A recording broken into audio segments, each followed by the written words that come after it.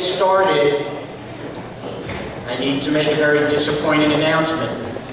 Our main speaker is ill and unable to join us tonight. We got very late word. He was supposed to drive up this morning from Virginia. He has an intestinal virus, something going on. And so you're stuck with me. I do have a couple of videos that feature him, so I'm going to do our best to tell his story, and then I think you know, we've got some other interesting things to follow that up with. So I apologize, but here we go. As a reminder, if you have a cell phone, please silence it. And if you would, kindly join me in a prayer. Heavenly Father, be with us tonight as we enjoy one another's company and discuss matters of great importance. Fill the room and our hearts with your love, your forgiveness, and your compassion. We pray for a speedy recovery for Ray Tranchant, who is to be with us tonight. Please bless him and his daughter Tessa. May she rest in peace. Father, there is no doubt that we face difficult times. The tyrannical forces of socialism not only threaten our liberties, but openly seek to destroy the very fabric of American freedom. We in this room, as evidenced by our being here, are among the few who are committed to defending that freedom and beating back the forces of evil that seek to enslave us. Father, may your power be our sword. May your love be our shield. Protect us, your warriors, as we carry out your divine plan. And if you would join me in a pledge. I pledge allegiance to the flag of the United States of America and to the republic for which it stands, one nation, under God, indivisible, with liberty and justice for all. And please remain standing for our anthem.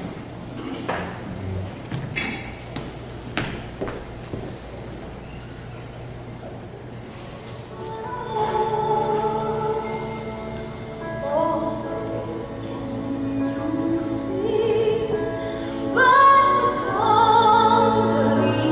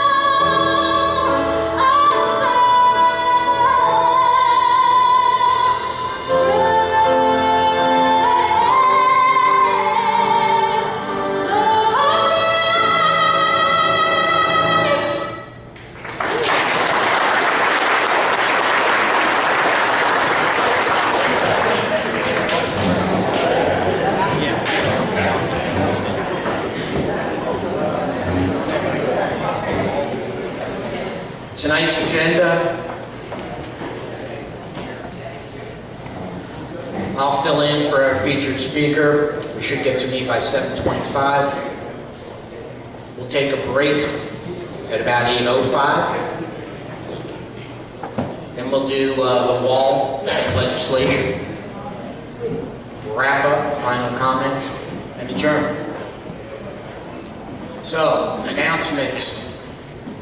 If you are a member, a paid member, and have not picked up your name tag, please see Joe in the back. If you are not a member and wish to join, we welcome you. It's just $15.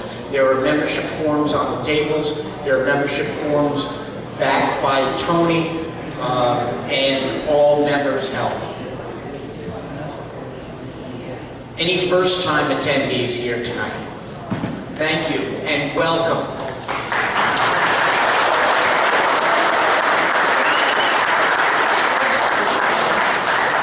There are forms on the table. We're very form crazy here, and we like to cut trees.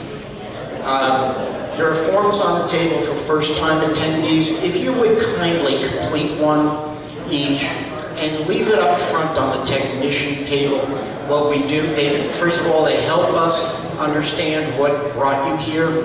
Secondly, we do draw one person from the stack for a free membership every month. 50-50 raffle. If you haven't got your tickets, please do. During the break, see Chip and Mo in the back. Gun raffles. This is the same gun raffle as last month, but we should be able to draw a winner tonight. Only 20 to go. Okay, there are just 20 tickets to go, so hopefully we'll be able to draw a winner. We only sell 100 tickets and then draw a winner. The winner gets his choice of one of these 3 guns or $450 cash. The raffle is sponsored by Relic Hunter.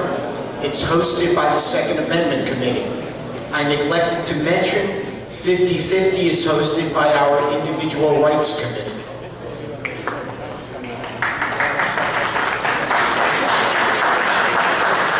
We also have a new game. $100 worth of scratch-off tickets. This is hosted by our Tax, Spend, and Debt Committee. We sell just 50 tickets here. They're $5 each.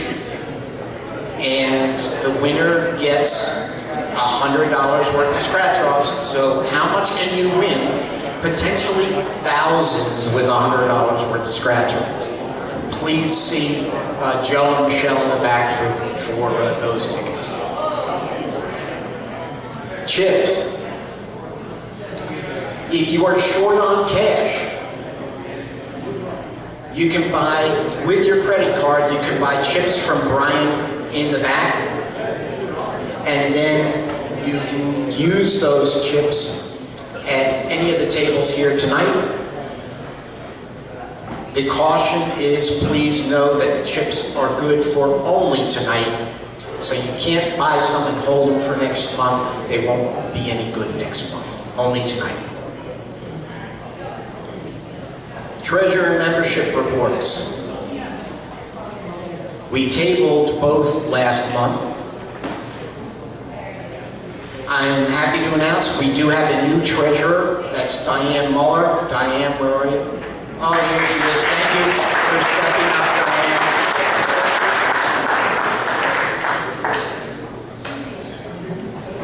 As of yesterday, our account balance was $19,165 and change.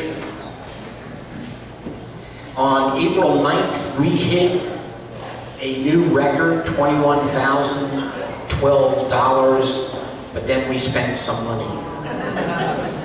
We spent $1,000 on screen and projector, a second screen and projector. That was our setup for last month with dual screens.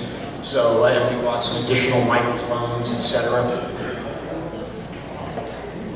And we also spent $1,000 on mailers and speaker fees. So that brings us down to the $19,000 mark, but I think that by the time we get to September, we'll be back to that $21,000. Our goal for the end of the year is 25 after spending 3 or 4 on some political expense.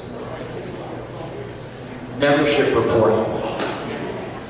We currently have 1,678 associate members, 308 regular members, total membership 1,986, and our goal for the year is to exceed 2,000, so I think we'll do that without a problem.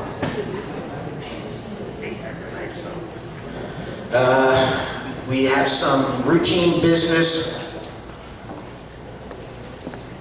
The situation is that whenever the board wishes to spend more than $1,000, that expenditure has to be approved by the membership.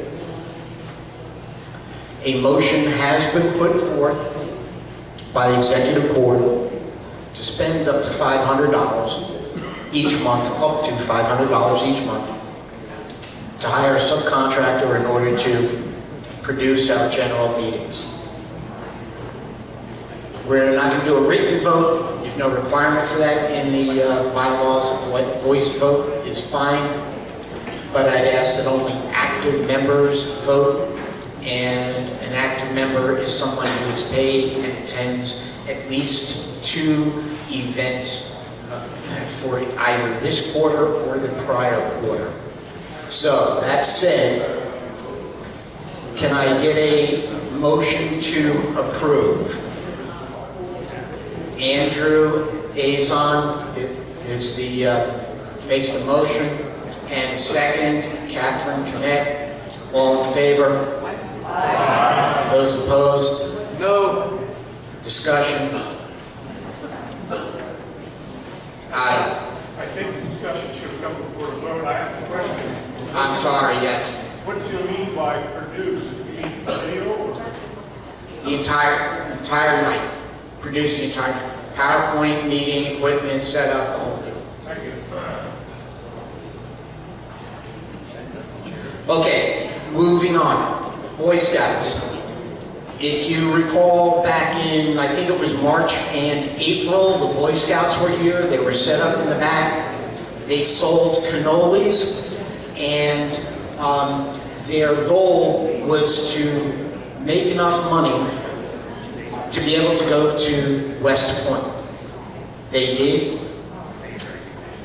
They sent our group a very nice thank you card, and everybody signed it. And I want to run through just a few pictures. There they are at West Point.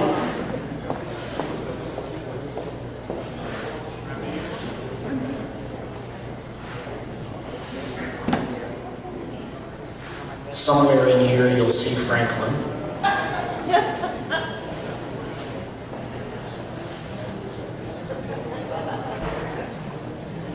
That's the ugly look. Great work, gentlemen. Can I get a round of applause?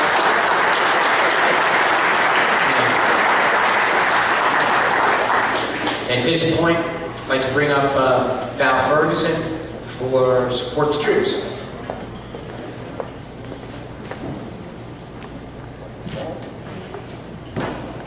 I almost said good morning. Hello, everybody. Most of you know me. My husband Blair and I have been shipping packages almost 10 years now to our soldiers deployed. We rely on you people for our help, and you people are really listening to me. I've been begging for a year now for more and more handwritten cards. I walked in tonight, and people were giving me cards. And that's wonderful, because we put them in our care packages. And if I hate to only put one, I like to put a couple. At Christmas time, we have thousands of Christmas cards, but a personal little note that says, thank you for your service. Which brings me to, I'm a very patriotic person if you know me, but Memorial Day is always very, very special. One of the things that Blair and I do is we participate in we have a Corvette. And we participate with the Allentown Area Corvette Club in a parade. And the last few years, it always rained. So it was always in the Bethlehem, actually Liberty High School in Bethlehem.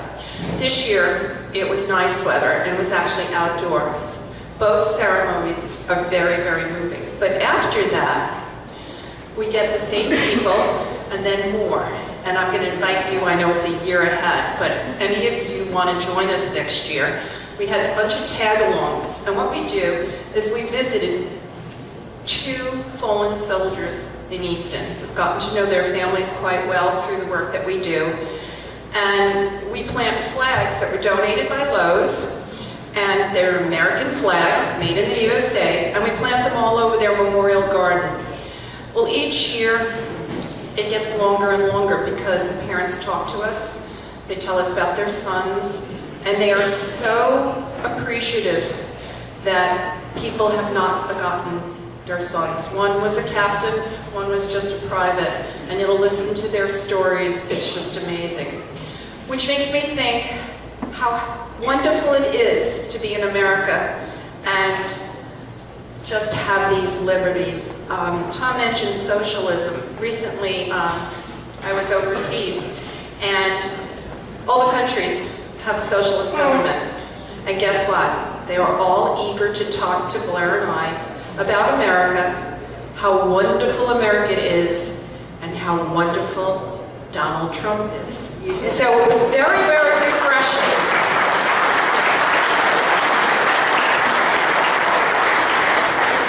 You hear that, Donald? Anyway, I pray for him all the time. And so we're doing well. We keep packing. Any of you that ever want to come and see our little office, you're welcome. Any of you ever want to come and help us pack, you're welcome. I'm always looking for names. We are always looking for names because as soon as they go over, they come back. And I do have flyers in the back that if you have an office or something, you want to take one of these flyers, you can hang it. It really just tells you that we're looking for names. And if anybody's looking for what we need at this point, we're into summer, no candy, no chocolate, we have plenty. But we're looking for what I call drink additives, and they're $1. So in the dollar store or in ShopRite, they're $1. If everybody brought one next month, we'd probably have 150 that would keep us going for the summer. That would be wonderful. And on that note, instead of reading a letter from a soldier, because we haven't really had too many, I'm going to continue with Tom's introduction and list a little prayer that was passed on to me regarding the troops. Lord, hold our troops in your loving hands. Protect them as they protect us. Bless them and their families for their selfishness, their acts that they perform for us in our time of need. Amen. All of the gifts you could give a U.S. soldier, a sailor, a coastman, marine, or airman is a prayer. It's the very best one. So I thank all of you. God bless our troops, their families. God bless our president. God bless America.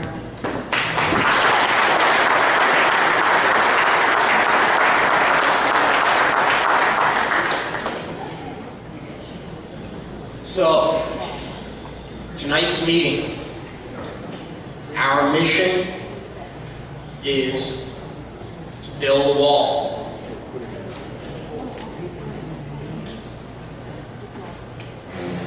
For those who came in late, our main speaker was unable to join us. We got late word that he is ill. But I'll do my best to tell his story. He's actually going to tell much of his story in a video. I'd like to give you an idea as to who Ray is, though. Ray Tranchant hails from Catlin, Illinois.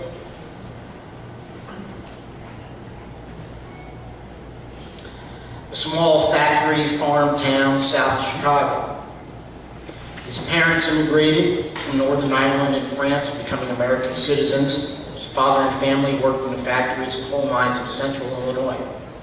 Ray graduated from the United States Naval Academy, was a naval flight officer, flying the F-4 Phantom and the F-14 Tomcat in Iran Iraq, Libya, Lebanon, and the Mediterranean from 3 different aircraft carriers.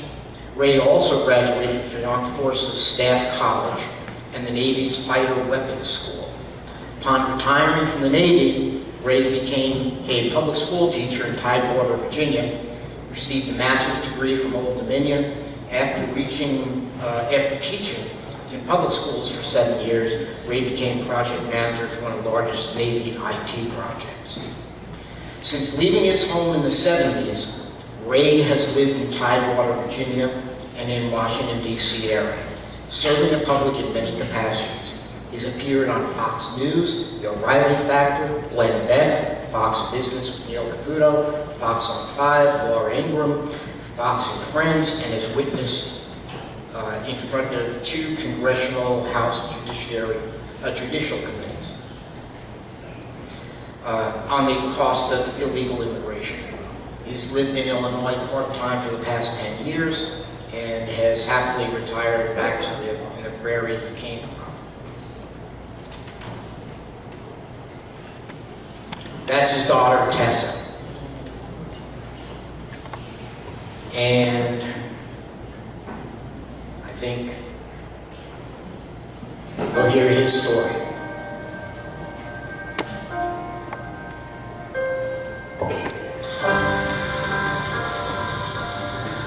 Anytime I think of Tessa, I think of happy thoughts. I remember her laugh. I remember her in her dreams. First time she got on the surfboard and stood up. It looked like a little stick, olive oil on a surfboard.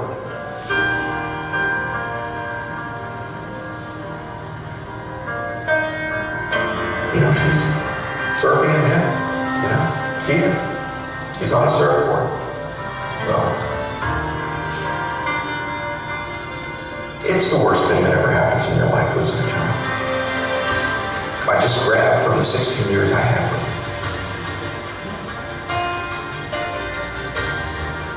The guy who killed my daughter ran into her at 70 miles an hour at a stoplight, Alfredo Ramos.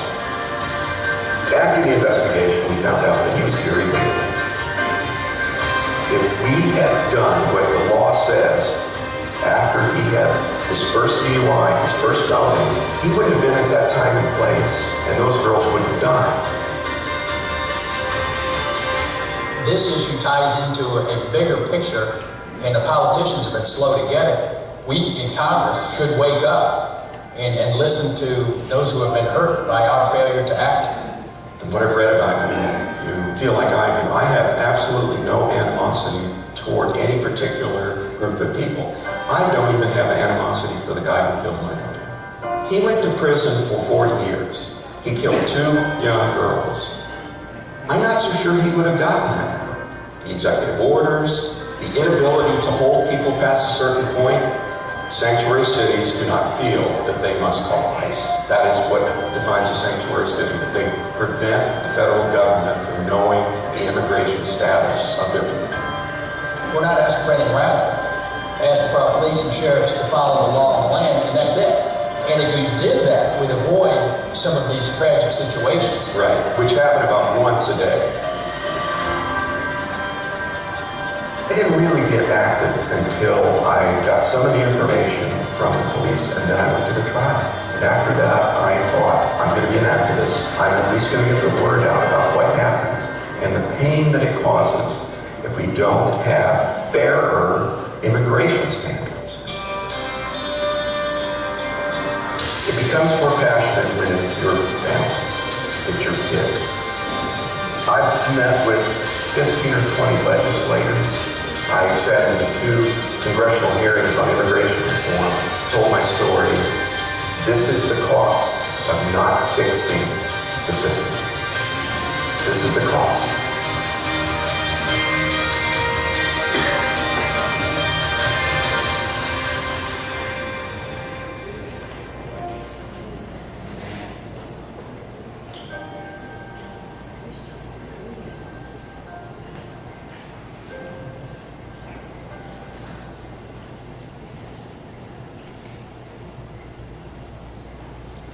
And I've got one other video which is a Fox interview from February 2017. So keep in mind, President Trump was in office probably only about a month.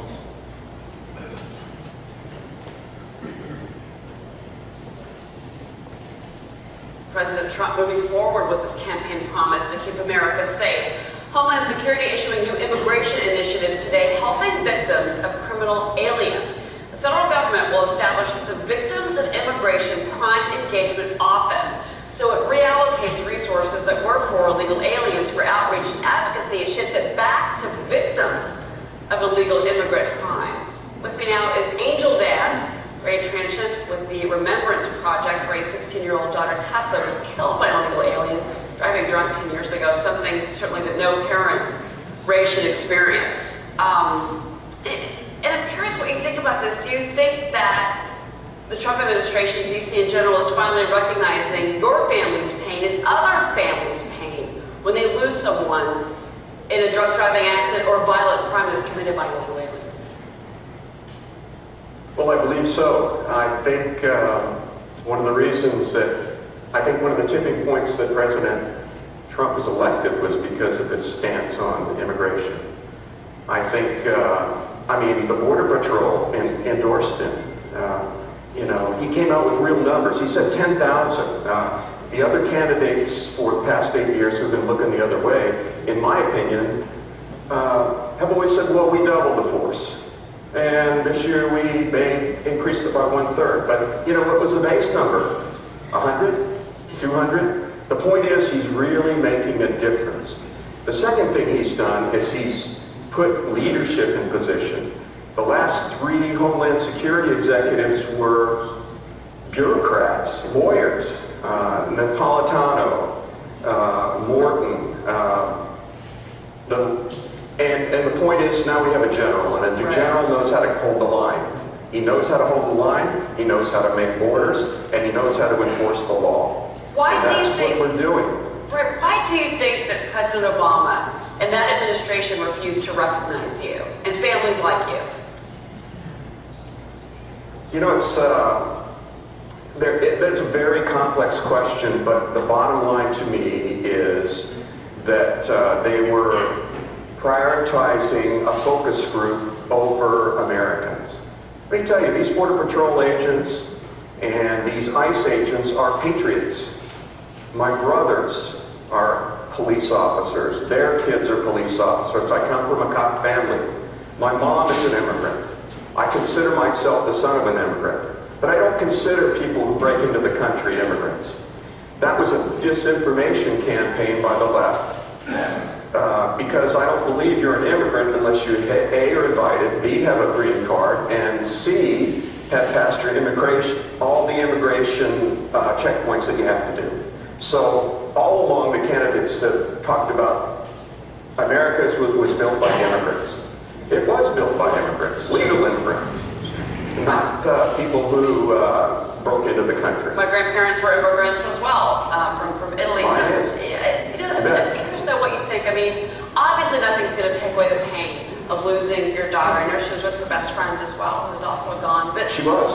do you feel any comfort with these initiatives, in particular this new office that is proposing to help victims, families like your family, reach out to you if you are the victim of a crime from illegal immigrant? Maybe it's too late for your family, but for maybe those that are going to be sadly next in line going through the same. Well, I don't think it's not too late for me, and I can tell you that I was a lone ranger for many years as an immigration reform activist, because depending on who was in office, they certainly would not listen to me. Tim Kaine was the governor of Virginia, and he refused to enforce 287G, which was a law. As of January, Donald Trump is enforcing those laws.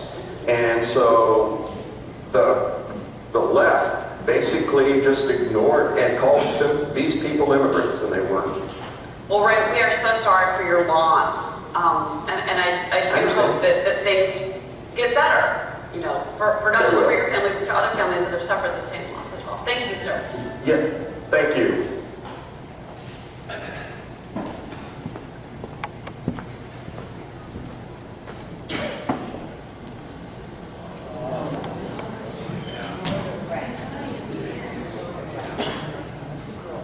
That's a tough one.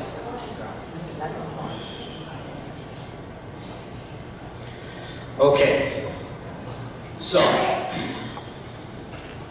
I am temporarily serving as chair of the Immigration Committee amongst everything else. And so I'd like to get through this, kind of bring you folks up to date as to where we're at. First off, I would like everyone to know that the Immigration Committee does not oppose immigration. We're opposed to illegal immigration. And one of the driving questions is that if a person violates immigration law, why wouldn't we expect them to respect other laws, such as drunk driving laws?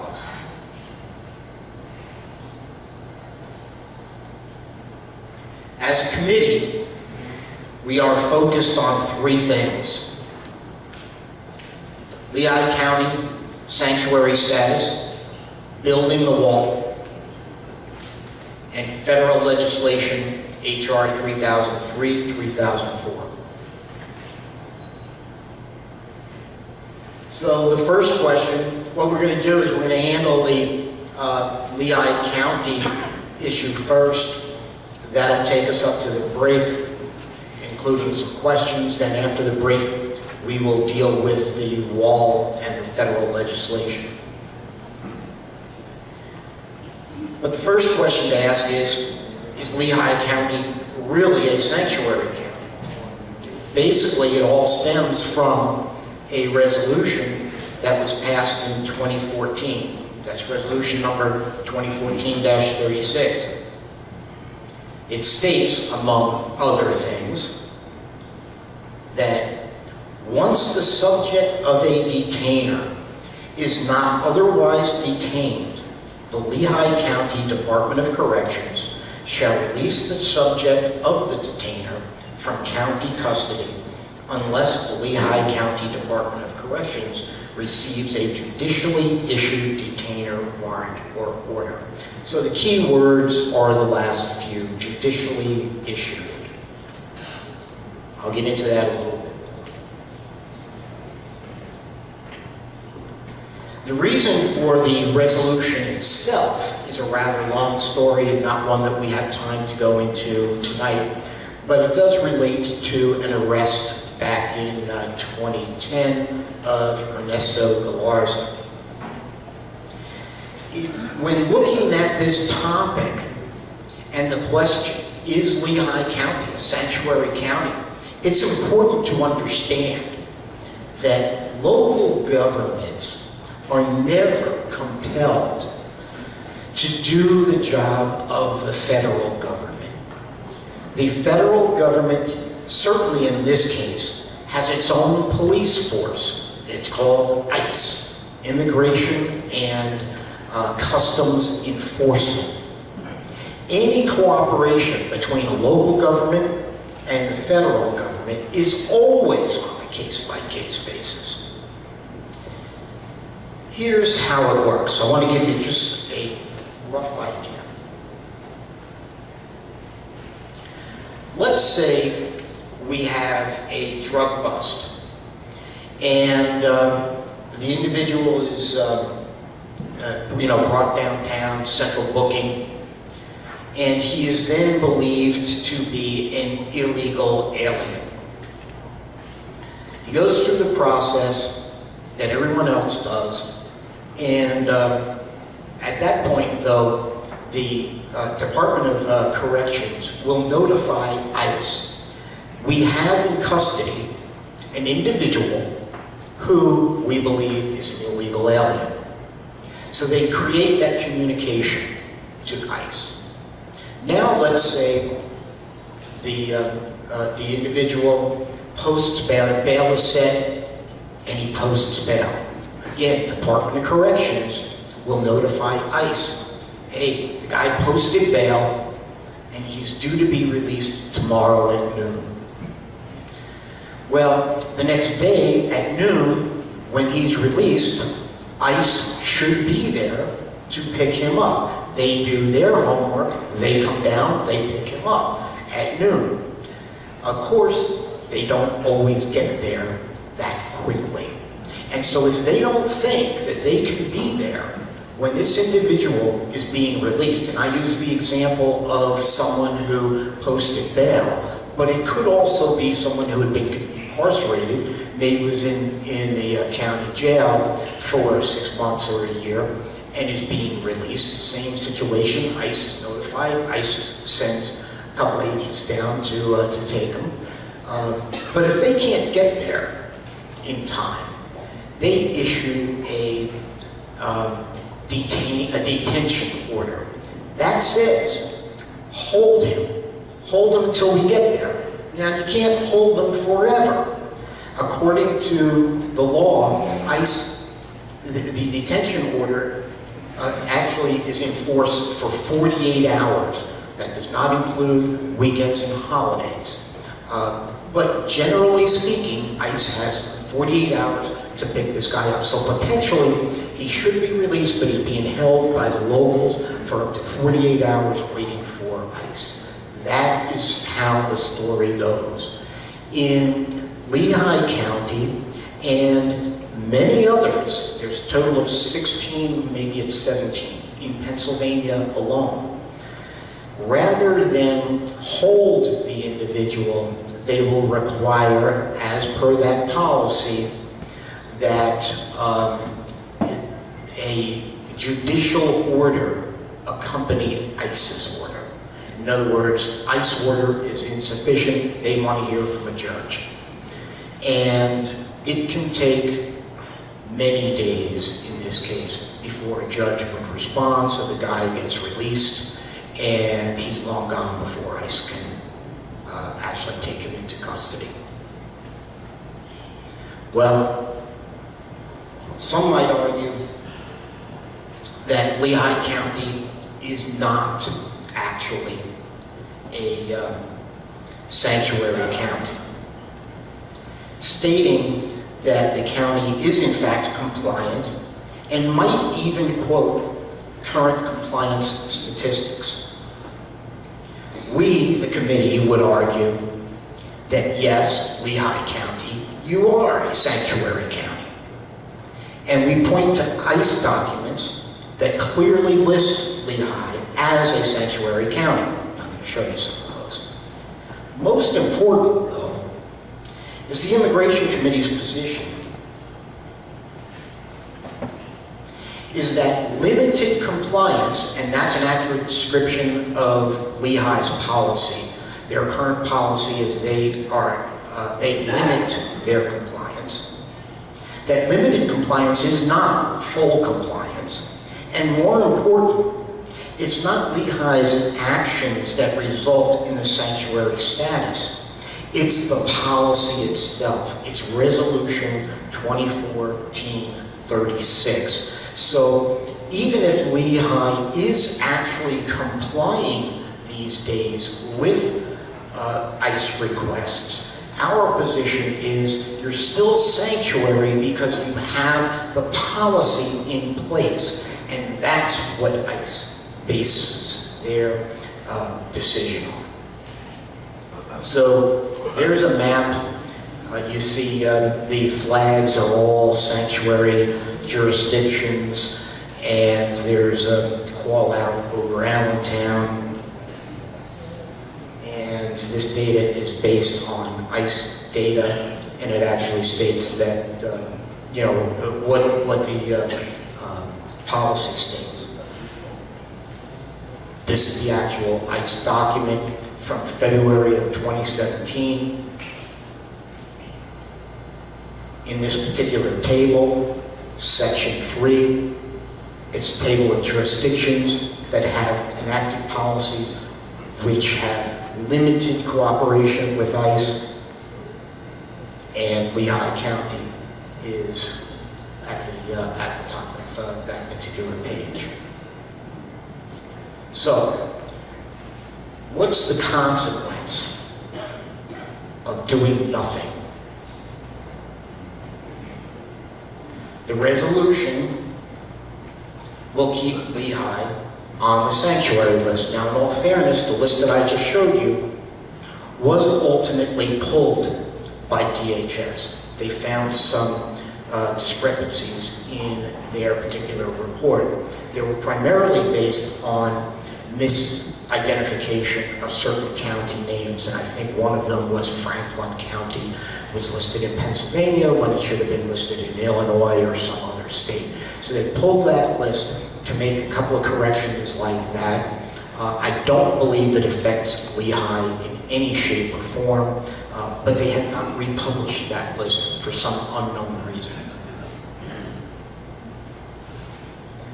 At some point, though, federal funds are likely to be cut, at least in part, costing taxpayers hundreds per household to cover the difference. The third point is that illegal criminals are allowed to go free on the streets of both Lehigh and Northampton. If Lehigh lets a guy go, he's not going to necessarily stay in Lehigh County. So I mentioned Northampton because we have both counties represented here. And just because you live in Northampton doesn't mean that you're scot-free. And these folks are quite likely to commit additional heinous crimes. So what can we do? Well, I can tell you that over a year ago, I wrote to the entire Lehigh Board of Commissioners asking that this resolution be rescinded. I did go to a commissioners meeting and read that same letter. To date, there's been no response whatsoever. And as a committee, what we want to do is print door hangers, organize crews, and go door to door leaving those hangers throughout Lehigh County. Most, or at least a good number of people in Republicans in Lehigh County don't know that Lehigh is a sanctuary county.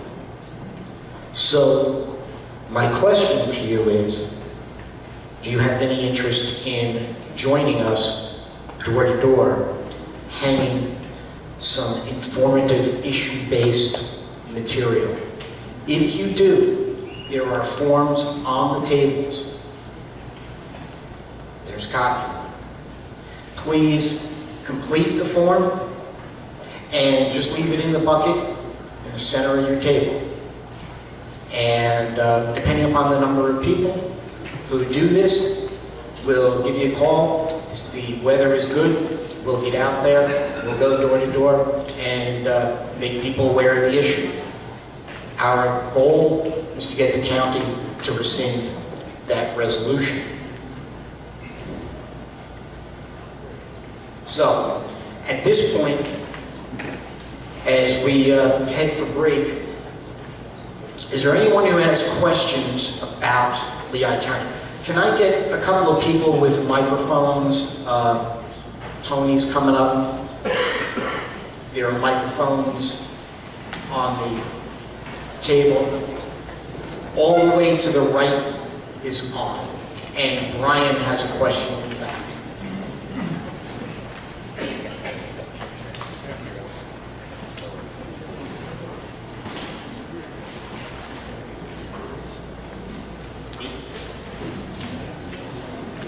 Test 1, 2. There's some things I'm concerned with this proposal. There's some things that I think offset what we're looking at. First of all, the back when they instituted this law, they were forced to by a judge. The judge basically said, if you don't, we kind of glossed over what happened. A citizen of the United States was held over the weekend by Lehigh County Corrections in order to hold it for detainment. He got a lawyer and he sued the county. A liberal judge, granted, a liberal judge basically said, if this happens again, it's going to cost Lehigh County millions of dollars instead of I think it was a six-figure situation. So the board passed this ordinance to protect themselves against very large settlements. Since then, the governor of Lehigh County has set up programs to basically bypass the problem with this ordinance. One of them is they have actual holding cells in Lehigh County Prison that are assigned to ICE. The problem was before, ICE had to put people in Hamburg, they had to transport them. We need to get Yes. moving. You're way in the weeds on this, but Way in the so weeds. summarize, Okay. please. Summarizes this. The Lehigh County, when someone comes in, they report them to ICE, they do all the procedures. ICE is literally across the street from the Lehigh County Prison. They can put a man from one cell, move him to another, and put him in prison. Last year, they had 18 reports. Of the 18, all 18 were detained.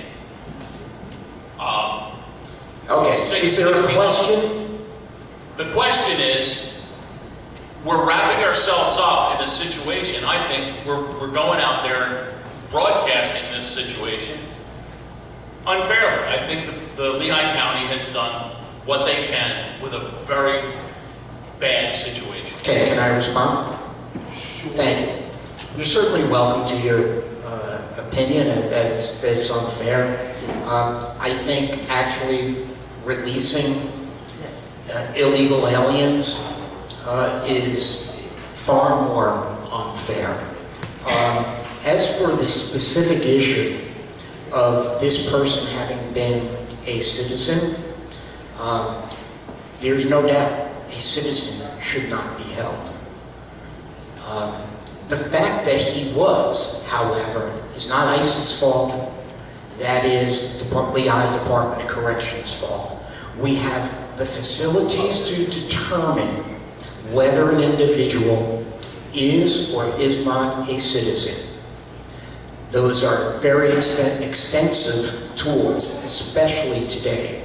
So there should be no issue with determining whether a person is an illegal or not. And if there is any question, the power has always rested with the director of the Department of Corrections to make that decision. Do we hold them or do we not? There's no requirement to hold them. If it's questionable, should we or shouldn't we, there's absolutely no requirement to comply with the ICE order, and we don't need a resolution for that. So again, my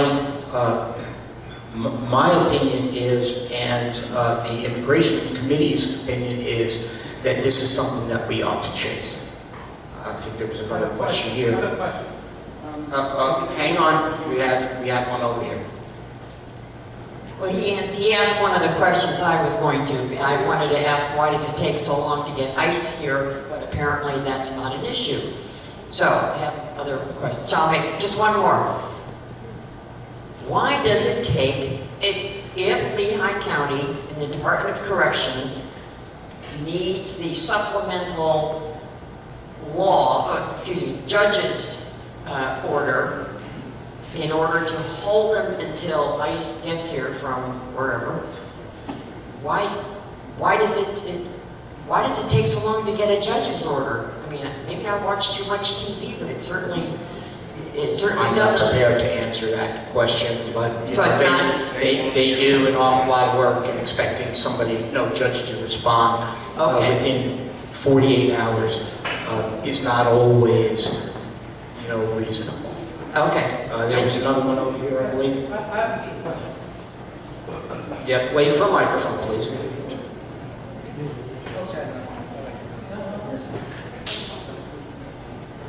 All the way to the right. Should be on.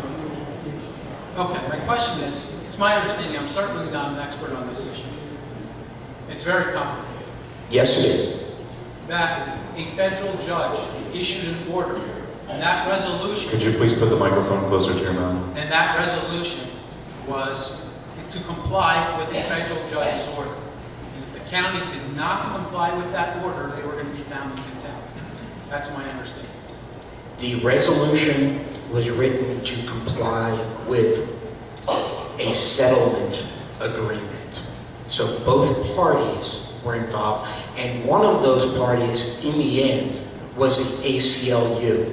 And this was a plan that the ACLU had in their pocket. It was their ace in the pocket. Part of their deal was, we are going to demand this. They did. The Department of Corrections signed off on it, on the settlement agreement. And some months later, probably 6 or 7 months later, the Board of Commissioners was asked to simply sign off as well. I think that many, I'm speculating, I think that many at that time had no idea as to the impact of it, and they were told, hey, you know, just got to pass this, and they did. So what the ACLU did as a result, at that time, there was only one other county in the entire state that had been listed as sanctuary, and that was, I believe, Erie County. And so they used Lehigh as the model. They took that agreement, that resolution, and they went around to most of the other counties in the state, did a lot of strong arming, and said, you know, they made the same threats to them. You need to do this as well, or you're going to pay big time. We're going to sue you. And many then buckled at the knees and implemented, and that's how we wind up with current 17. We need to move on, but go ahead. Real quick, but is the ordinance in violation of federal law? Is the ordinance in violation? I'm not an attorney, but I would say no. It's part of a settlement agreement. And it lasts, by the way, forever. So my big deal with it is,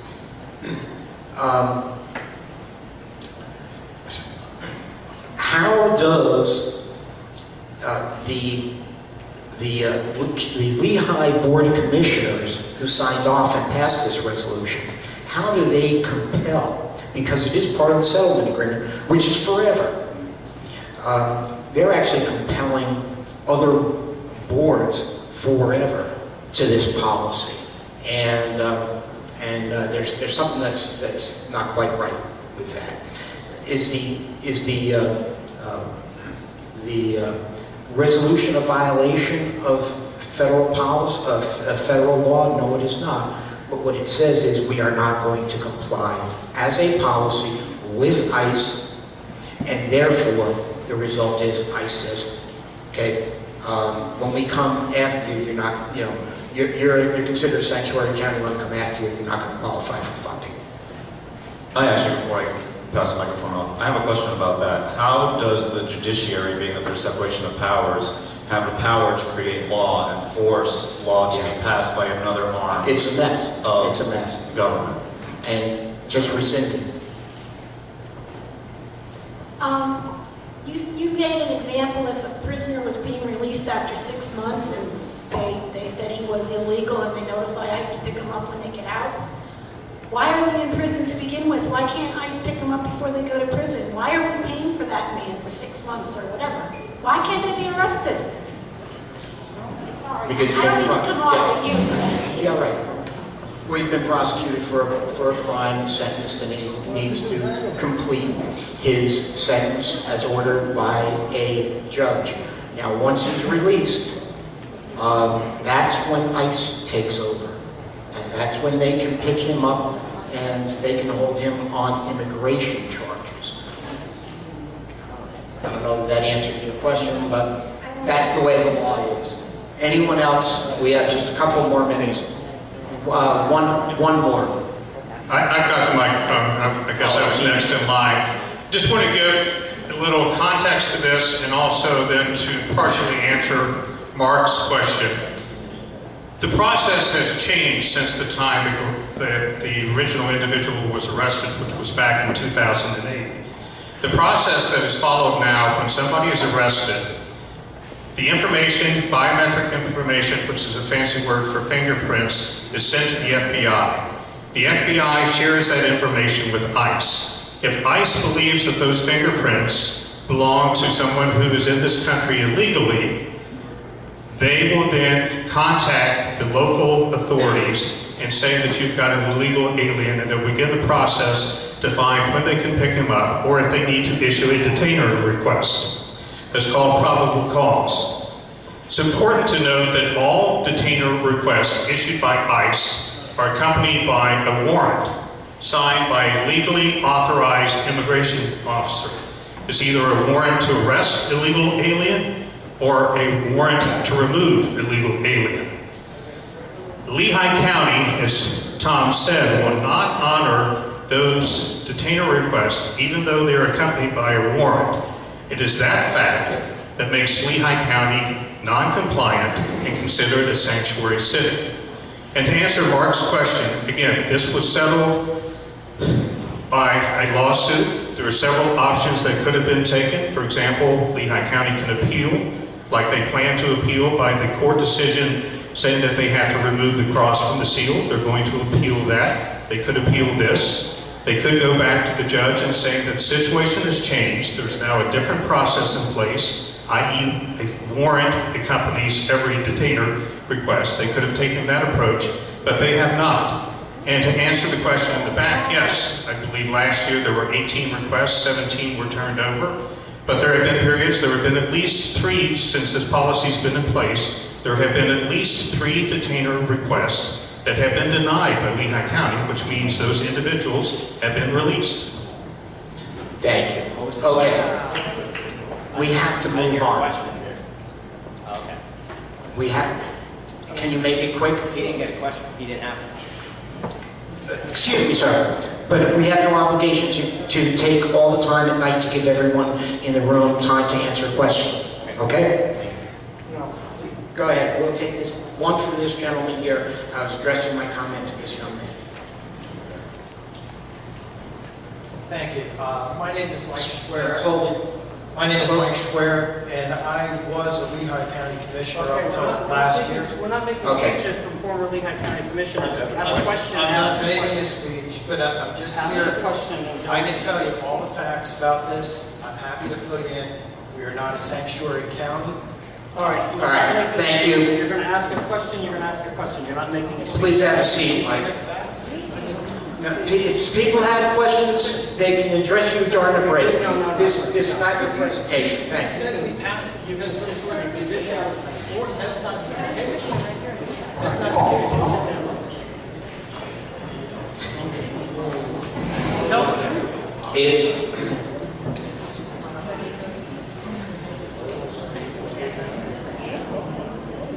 If you're here to argue about whether or not we are sanctuary, that's an argument that you can have during the break.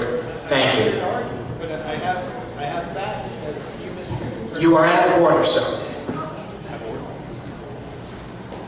Donations. We need to get to a break here. Donations. Please help pay for the room tonight and the entertainment. There are buckets on the tables. If you're short on cash, you can put chips in those buckets. Now, before we head to break, I'd like to bring up Andrew Azon, who's going to tell us a little bit about our coffee break sponsor. 2 minutes, folks, and then we'll break. We'll break for coffee. Andrew.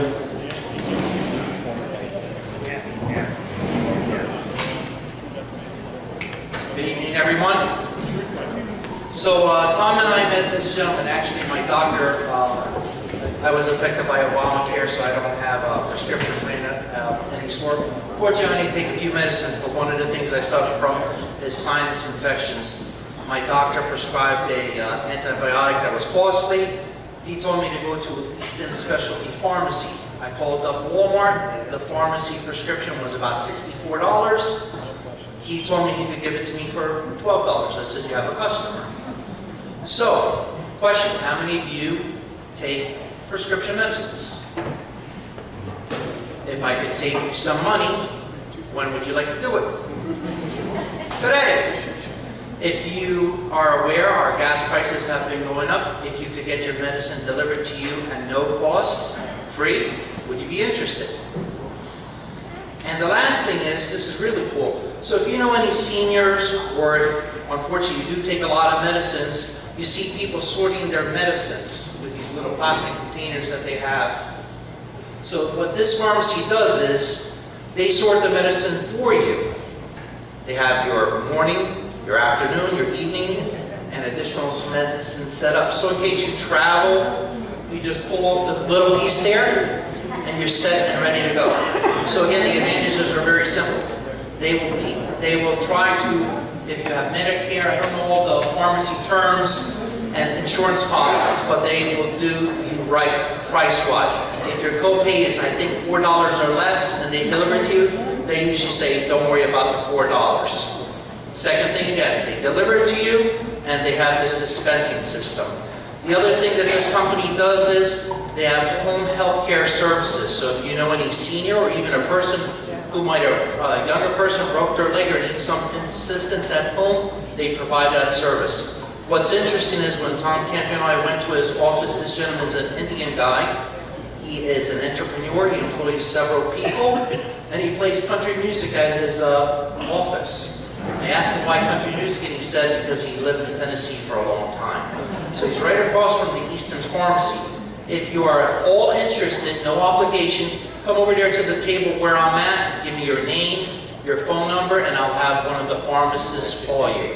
What's nice is they're sponsoring our event tonight. I'll be here next month too. So I thank you for your time and your attention. Thank you, Andrew. And let's take a break.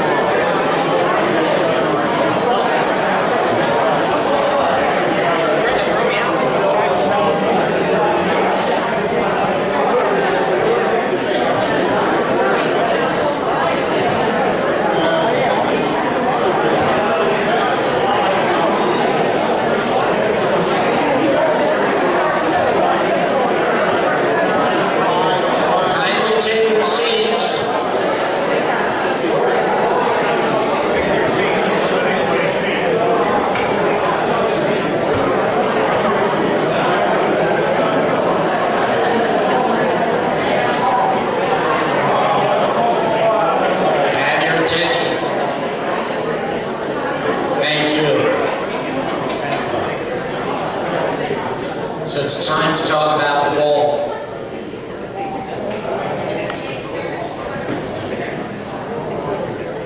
We start off with another quick video. And this video is from May 2016. So that was prior to the Republican convention. And this took place in Phoenix, Arizona.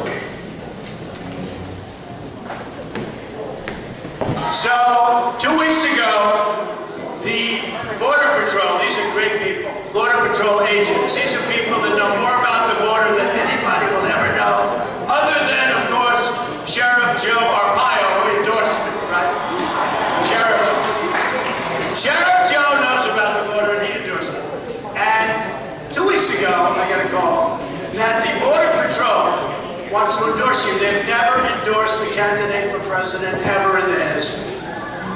And 16,500 Border Patrol agents endorsed me. And when I spoke to one of the top people, I said, let me ask you this question, because it's very important, because I'm always flexible. Let me ask you this, it's a very important question. You're endorsing me and you want to see it stop. How bad is it? They said, Mr. Trump, you have no idea. We have the equipment, we have everything. We're told to stand back and let people just flow across like Swiss cheese, okay? I said to him, so I think we need the wall. How important is the wall? To the Border Patrol people. They said, Mr. Trump, it's absolutely vital. And actually, the one man said something that was interesting. He said, it's an absolutely important tool, maybe our most important tool to stop what's going on, Mr. Trump. So I felt good when he said that, because I don't want to be wasting a lot of time, folks. And you know what? If I didn't think it was going to work, I could turn that off in 2 seconds, and I think people would understand. But when I asked the people that know more about the border than anybody, how important is the wall? And they tell me it is absolutely vital.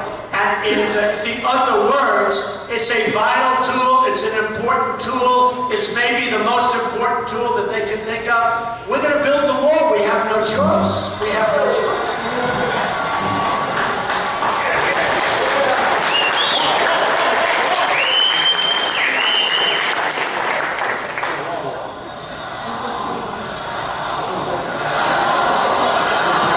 Build that wall. Build that wall. Build that wall. Build that wall. Build that wall. Build that wall. Build that wall. Build that wall.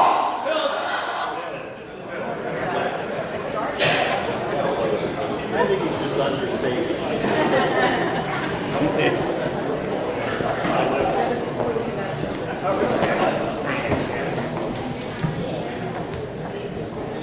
Okay, so where are we at with building the wall?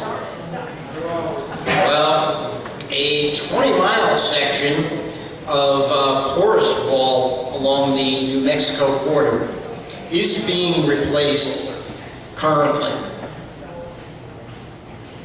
The omnibus spending bill enacted in March included $1.6 billion for border security. And most people believe that the lion's share of that is going toward construction of the wall. But there's another $2 to $3 billion that the White House is seeking in funding for fiscal 2019. And so there's no doubt there will be a battle over that money. President Trump, however, has actually threatened to shut down the government this September if he does not get a chunk of funding for the wall project. Now, keep in mind that the entire House is up for re-election. So it will be quite interesting to see how that plays out if they are faced with a shutdown and an election at the same time.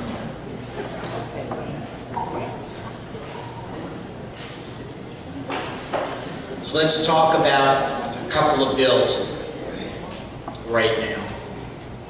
H.R. 3003. The bill's title is No Sanctuary for Criminals Act.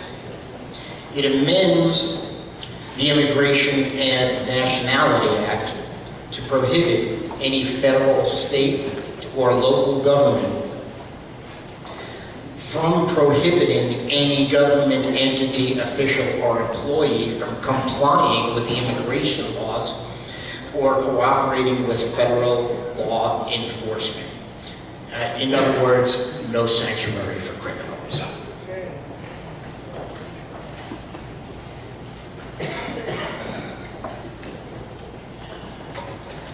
Here's one of the provisions. It says, a state or political subdivision not in compliance with immigration enforcement provisions shall be ineligible to receive grants or assistance for incarceration of undocumented aliens, the Consul B program, the Edward Brin Memorial Justice Program, or any DOJ or DHS grants substantially related to law enforcement, terrorism, national security, immigration, and naturalization. So that means, cutting off certain chunks of funding to any subdivision that that is not compliant. Where is this bill right now? Well, it passed the House June 29th, 2017 by a vote of 228 to 195. It was received in the Senate on July 10th of 2017. And there it says, what can we do about it? Well, we need to make sure that Mr. Toomey votes yes when this bill comes to the floor of the Senate, hopefully this year.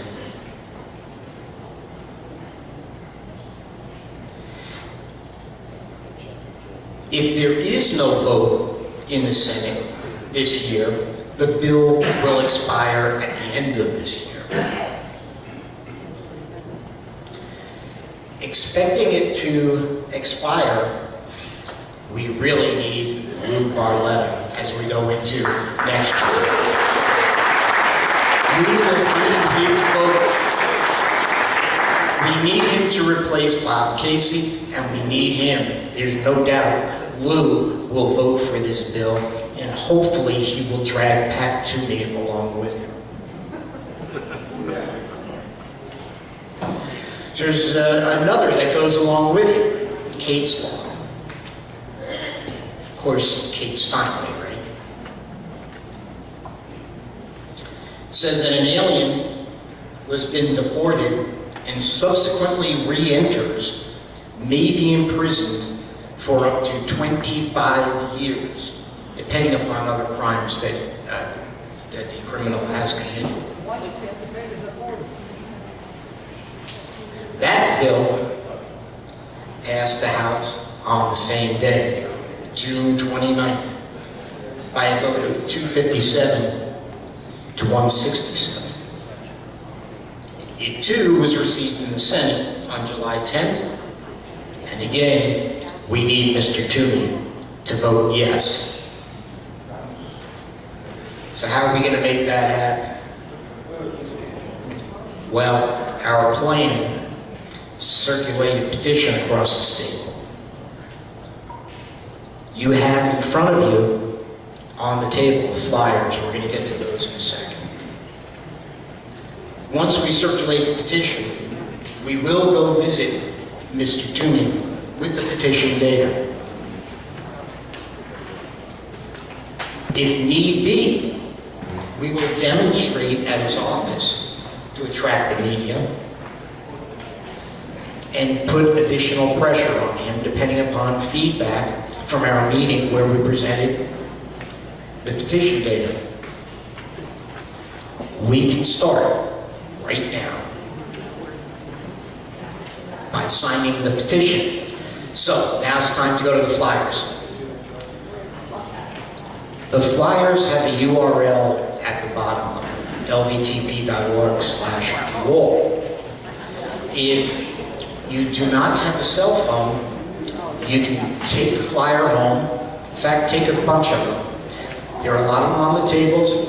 We have more at the front table. We have more flyers at the back table. Take them home.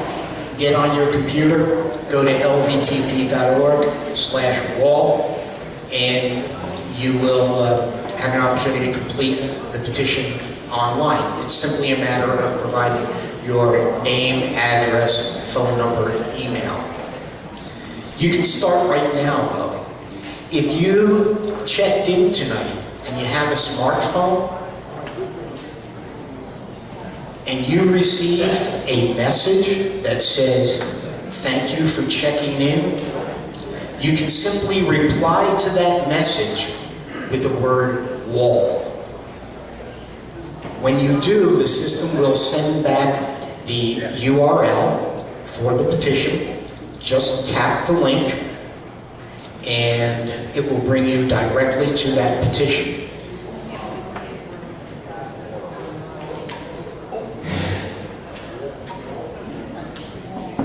Of course, the other way of doing it, I think I have here, is with your smartphone. You can, if you did not receive a check-in message, that means either you didn't check in or we don't have a cell phone number for you. In which case, if you have a smartphone on you, you can just simply go to lvtp.org/wall. Or if you have a barcode scanner, you can scan the barcode on the petition and get to the petition there as well.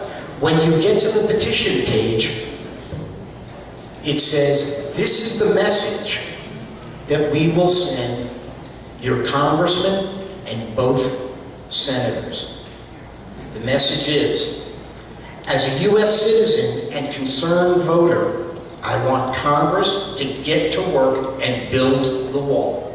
Further, the Senate must move H.R. 3003, No Sanctuary for Criminals, and H.R. 3004, Kate's Law, out of committee and pass both immediately without amendments." Now, when you do that, when you complete the form and press send, what happens is the system actually faxes that message along with your name and address and phone number to your congressman and both senators. And the reason why your address information is sent to these folks is because the congressman or senator doesn't see these faxes and emails coming in. Their staff receives all of these messages. And what the staff then does is they log all of this into the system. And they log in, they first check to make sure that they have an accurate address and that you're a registered voter and that it's the correct district. You are, in fact, a constituent. Assuming you are a constituent, they enter your position, your opposition to or support of this particular bill. That's why we include bill numbers. They log that into the system. When it comes time to vote, the lawmaker goes to his staff and says, "Hey, what do we have from our constituents on this particular bill?" And they pull up a pie chart that shows how many people say that he needs to vote yes and how many people say that he needs to vote no. And so getting into the system is key. If we were to wait until these bills actually move, at that point, everybody and his brother is trying to register their opinions. And you're going to have phone lines that are busy, you're going to have fax machines busy, you'll have emails that are not getting through, not getting logged in. And in fact, our opposition likes to call in as well, enforce and tie up the phone lines and all of their staff, thereby blocking us. So it is key for us to get our opinions into the system early, and that's exactly what this is meant to do.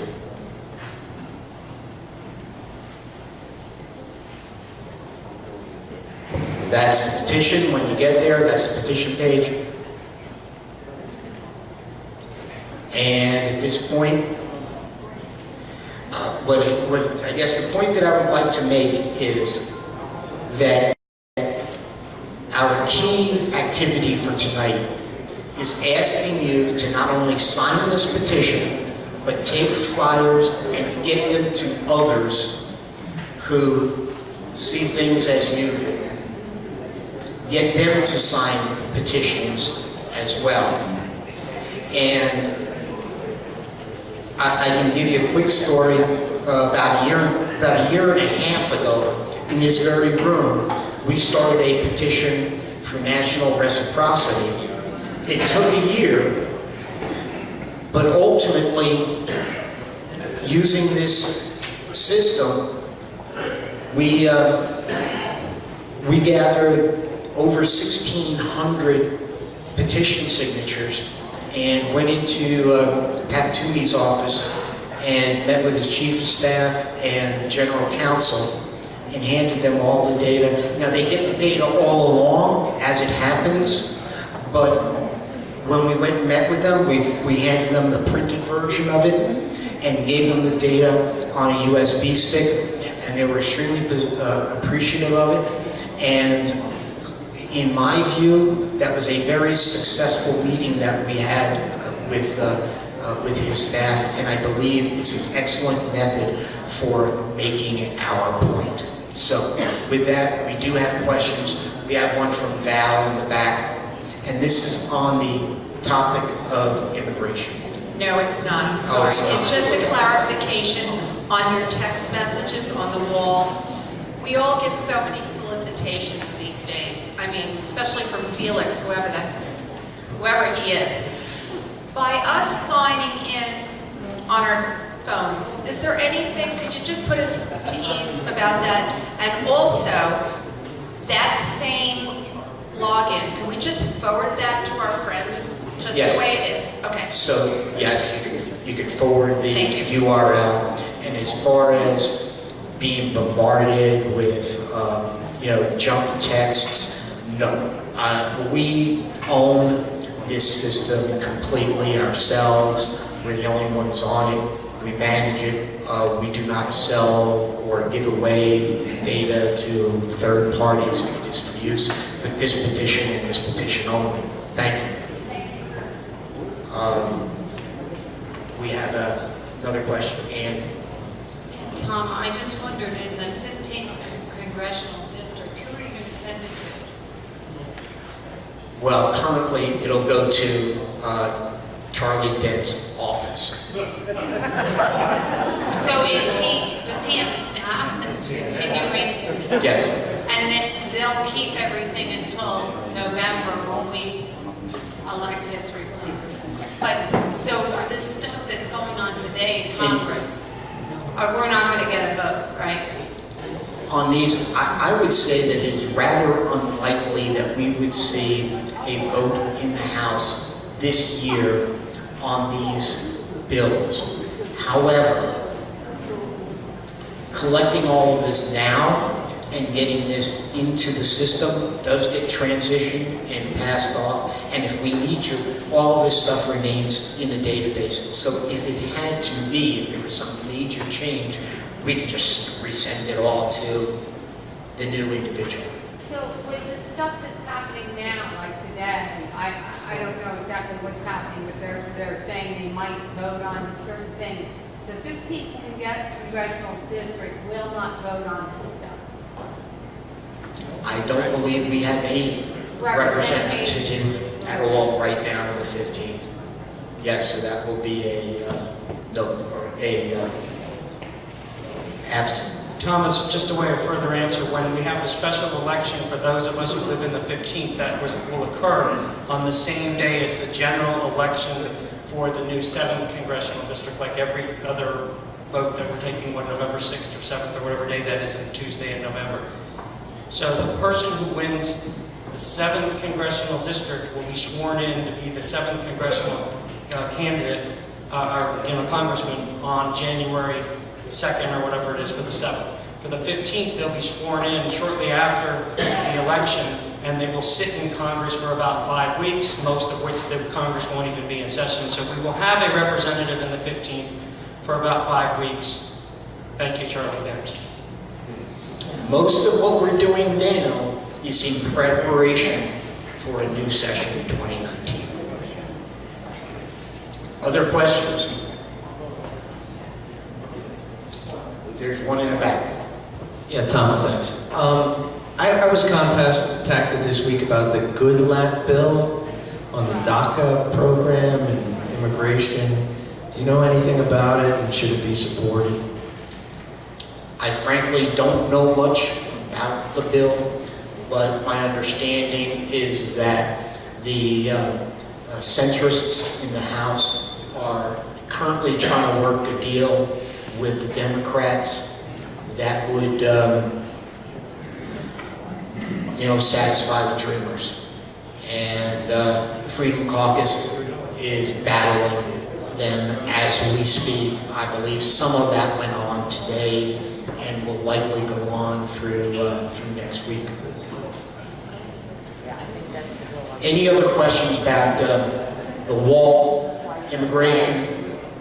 These two bills in particular, I would say, completing a petition is not necessarily the most exciting thing that you can do, but please know that it is extremely important. If we do not let our lawmakers know how we feel, well, we have nothing to complain about if they vote against us then. Okay. Other announcements and drawings. Are we ready to draw for 50-50?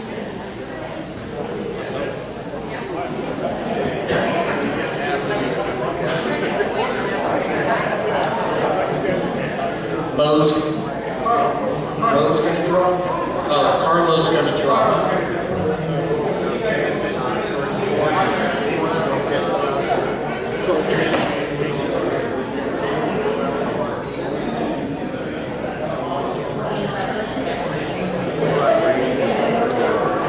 We are going to do the gun raffle tonight, too.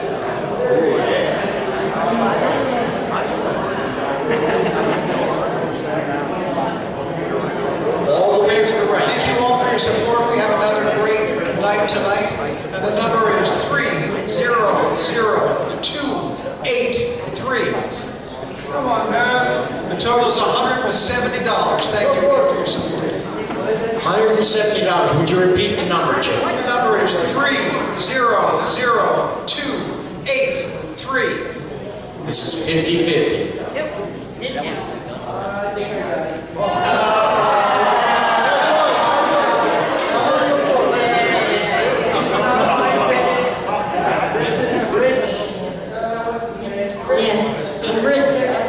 Rich is donating the winnings back to the Lehigh Valley Tea Party. Where is Rich? Thank you very much.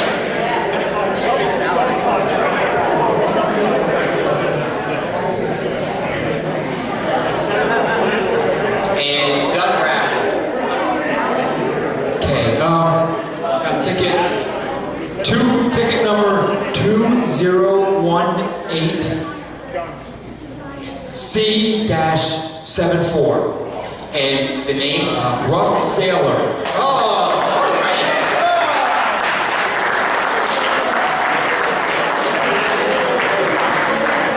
So here's what happens, Russ. You will be contacted in the next couple of days.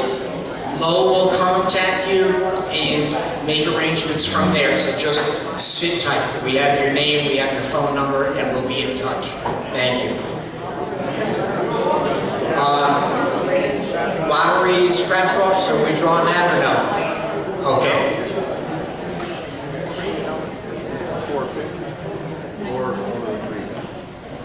Okay, another announcement. Tom, do you want to announce this? Every year at the 4th of July at Bethlehem City Hall, we do a public reading of the Declaration of Independence. We started 7 years ago, I guess 6 years ago, and first time we had maybe 100 people show up, and every year it's grown. And we have among the readers will be Honorable Judge Giordano, who most of you know. He resigned as judge in Northampton County, but he's still participating in the community, and he's going to be one of the readers, as well as the Chief of Police of Bethlehem, the Mayor of Bethlehem, and state reps and state senators that represent the citizens, as well as some local business owners and et cetera in Bethlehem. This is an important event because, like everything we do now, we need to be out in public, we need to be active, and we need to show the left and the people who are complacent in the middle that our Constitution and our way of life is important to us. So this happens to be a Wednesday this year, so if you're not away in the middle of the week, come and join us in Bethlehem on July 4th. Thank you. There were flyers for this event on your tables. Stuff is on the tables for you to take. So please, take a flyer, give it to a friend.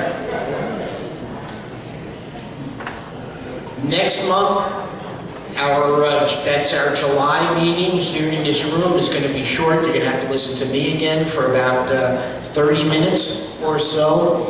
And the topic there is school shootings. I'll give you a little bit of a preview. The Lehigh Valley Tea Party actually formed a whole new nonprofit organization called the Pennsylvania Coalition to End School Shootings. And it is a statewide organization. Through it, we expect to reach across the state on this issue, not just the Lehigh Valley, and we expect to actually solve the problem. We'll do that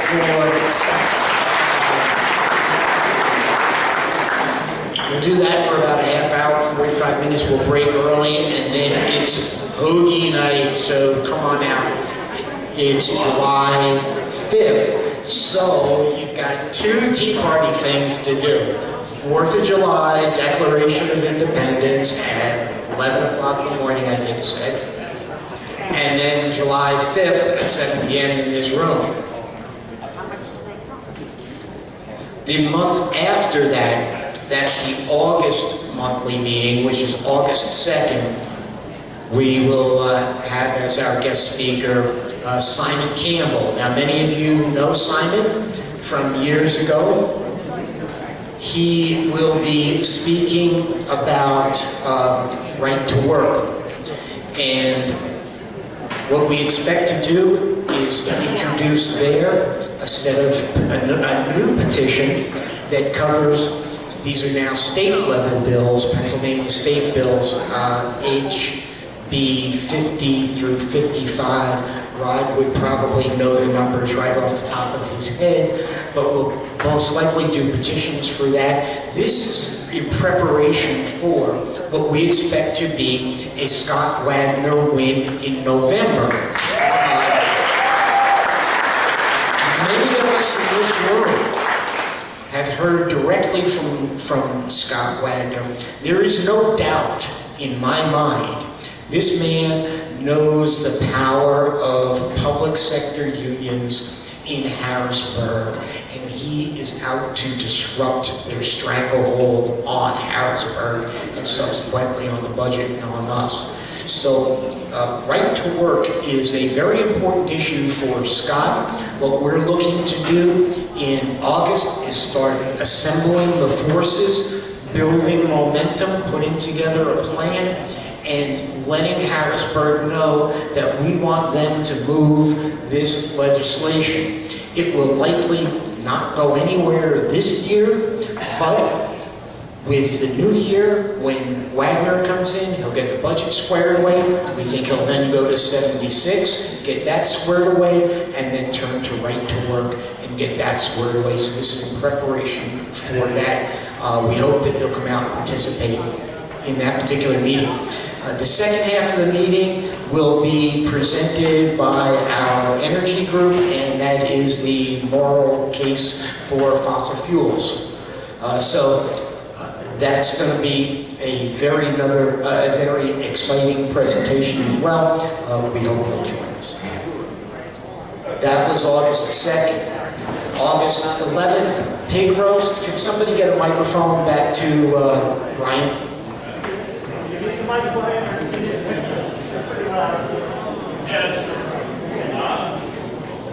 There's a clipboard going around. There's a clipboard going around for volunteers. I hope it made it to the other end of the room, so hopefully it hit every table. It's Saturday, August 11th. Love for you guys. Will be next month. I'll be collecting participation, signing people up, and then in August also we'll be signing folks up. Really love for you guys to come out, and it should be a grand time. A lot of fun. This will be the 8th year. There's some flyers on the table. I didn't print up enough. I thought I had enough, but I should have made more. And hopefully we'll have an even better flyer next month. So, all right, thanks.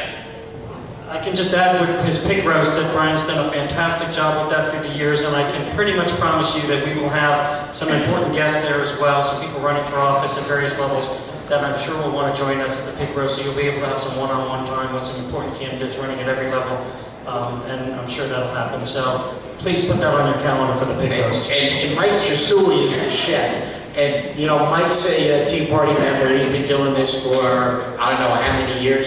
And I tell you, it's an awesome thing. Final thoughts and comments. This is out to you guys. This is, nothing is off limits. This is questions, comments. I shouldn't say nothing is off limits. I suspect there might be a thing or two. All right, This is time for you guys. Any final thoughts, comments? Since I have the microphone, I'm going to give us the first couple final thoughts here. One, we mentioned Wagner. The Wagner people are over here, and so as you leave, if you want to talk to him, he's got some signs. We are fully behind Scott Wagner, and we're going to do everything we can, and we're going to keep talking to everybody about how important it will be to get Scott Wagner and Lou Barletta elected to the Senate and to the governorship, and we need you guys to go over there and talk to them on the way out the door. I also wanted to make a comment about what Tom said about that organization. You can't even imagine the amount of work that has already been put into this, and the nice thing is he's reached across the state and met with some very important people down in Philadelphia. You met a couple of these people. Kathy Barnett is among the people that have spoke here before, who is very involved in this organization, and also some people in Philadelphia that you've met before, and it's all about protecting our Second Amendment at the same time solving this problem, and we're going to do it. We're going to do it with the help of people across the state who believe in the safety of our children, and we owe Tom a great debt of gratitude for pushing this forward. And I just wanted to thank Tom for that. It's not done yet.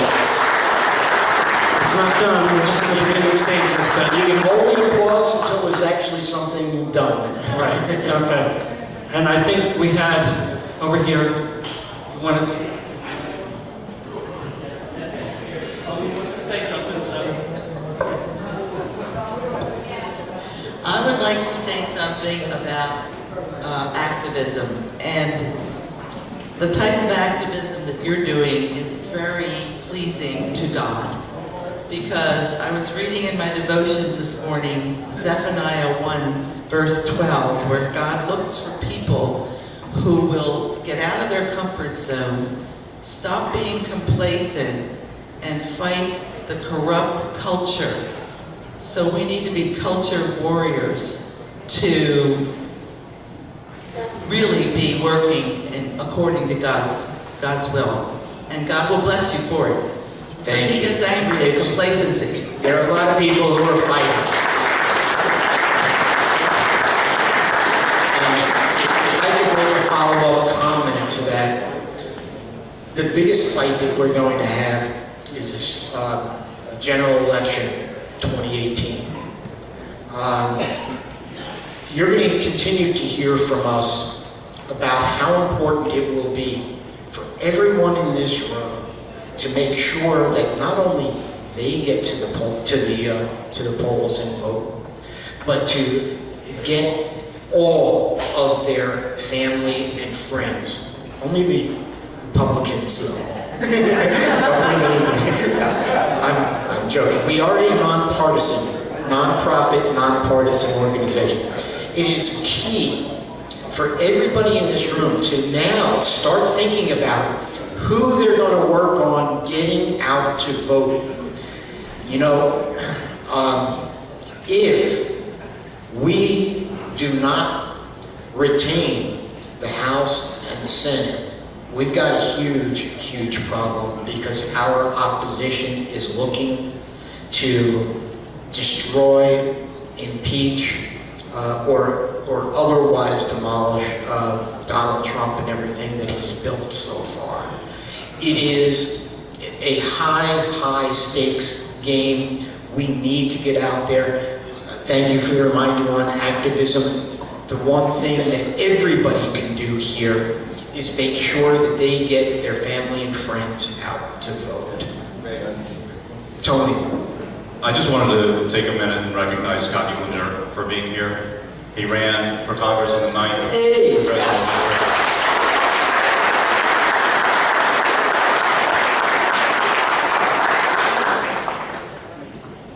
I like Scott because he's not a fair weather politician.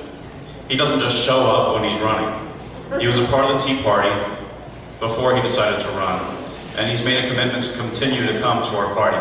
You got it.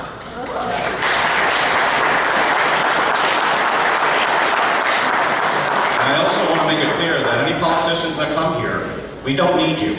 You need us. We don't serve you, you serve us. So if you want our vote, don't just come to one meeting, actually become involved, and don't just pay us lip service, act. Thank you. That's good advice. Tony's in rare form tonight if you have noticed. We have about a minute left, so Yeah, we have another over here. Next Saturday is President Trump's birthday, I believe. So, Oh, yes. There are 14. So there's a lot of online stuff going on if you want to sign a birthday card or anything like that. Happy birthday, President. Thank you, Christy. There were a couple of more people who had something to say.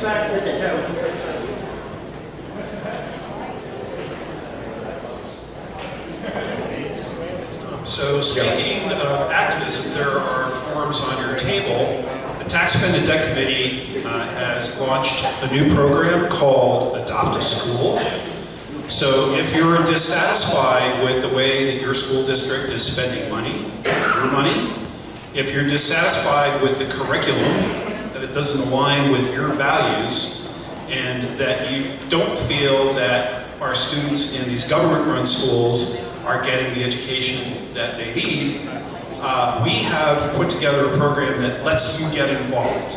And so what we're doing is every school district will have a champion. So you can certainly volunteer to be a champion. If you don't want to be in that leadership role, we have roles for activists who will help the champion.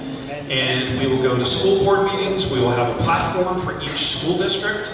So please seek me or fill out the form that's on your table. It starts with our government-run schools are out of control, which they are. So please get engaged. That's a great opportunity to put your action where your mouth is. Thank you. Thank you, Joe. Another form. Yes, we have a comment. Could you wait for a microphone?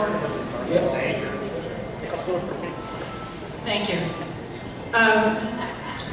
The discharge petition was not brought up in this meeting when we're talking about building the wall. Are you familiar with that? Actually, I am not. Could you shed some light on it? Yes.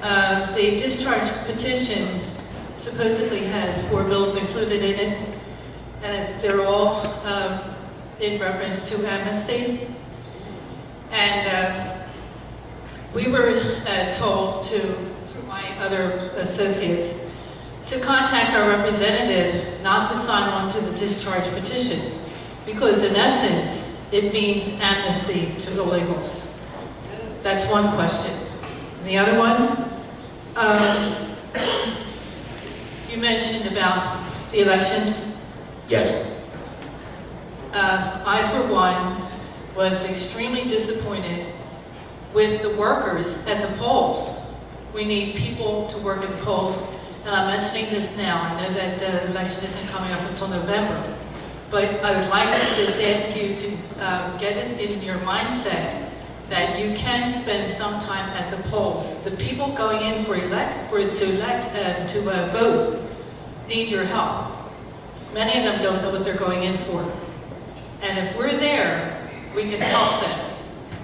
And this is the time when independents will be going in, and they can vote either way, and we really need to help them because they're the ones that have been on the, just been on the cliff, if you want to say it that way, not knowing what to do, not making any commitment, etc.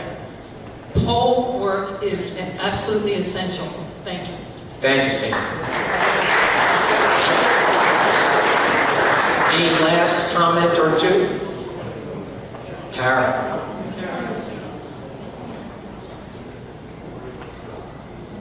Today is Mike Pence's birthday. Thank you. Happy birthday, Donald Trump. Mike Pence. That's it? One last one. This week, California celebrated the giving away its millionth driver's license to illegal immigrants. Yeah. And this week, it now has 1 million illegal immigrants in California with driver's license. The only important issue of this is California is going to need to vote. Yes. That's another I need to vote. So now we have legally in California allowed 1 million illegal immigrants to vote, and they vote normally Democratic. So this is the issue. The sanctuary city, everything is getting like crazy. The whole country's getting like crazy with stuff like, why would anybody think it's a good idea? I mean, even no matter how liberal you are, how could you think it's a good idea to give people the right to vote don't live here, don't belong here, but you give them the right to vote? How crazy is that? Yeah, that's why we don't, I think it's in the water in California. Thank you. Okay, I think we've heard from everyone who wanted to speak. So with that, I'll say thank you. Have safe travels home.